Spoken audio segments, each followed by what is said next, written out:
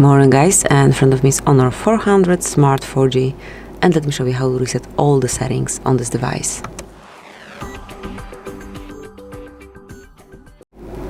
So at first, let's enroll settings, then find and select System and Updates, mark Reset, and here you will notice a Reset All Settings.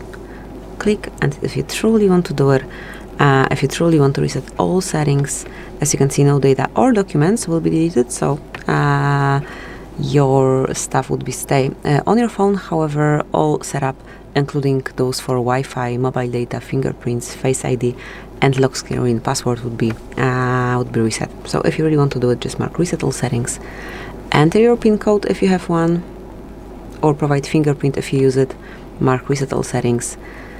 Just remember that this operation cannot be undone, so you have to be sure that you want to do it, and now just wait till it's done.